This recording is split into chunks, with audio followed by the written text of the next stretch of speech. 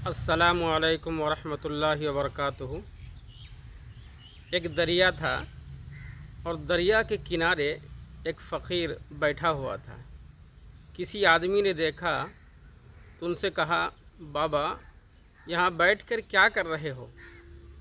तो उस फ़कीर बाबा ने कहा कि भाई मैं इस दरिया के सूख जाने का और या फिर तो ये दरिया का पानी पूरा बह जाने का इंतज़ार कर रहा हूँ, उसके बाद मैं दरिया को पार करूँगा।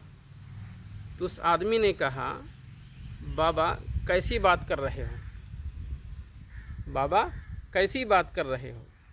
इसलिए कि दरिया का पानी कभी सूखेगा नहीं और न फिर दरिया का पूरा पानी बह के कहीं और जाएगा। तो उस फ़कीर बाबा ने कहा, यही चीज़ तो मैं तुम लोगों को समझा रहा हूँ।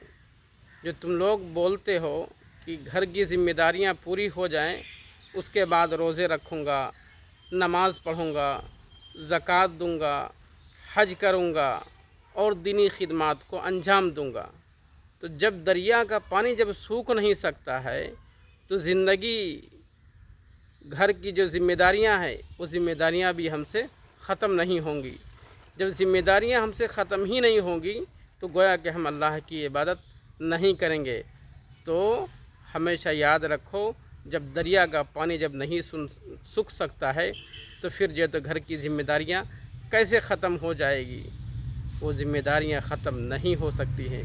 इसके इंतज़ार में अपनी ज़िंदगी को बर्बाद मत करो, बल्कि अल्लाह ने जो वक्त दिया है, जो ज़िंदगी दी है, उसमें घर की ज़िम्मेदारियाँ भी अदा करनी है, नमाज भी अदा करने हैं, रोज़े भी रखने हैं और अल्लाह ने दिया है तो हज और ज़कात भी अदा करना है। अस्सलामु अलैकुम वरहमतुल्लाहि वबरकातुहू।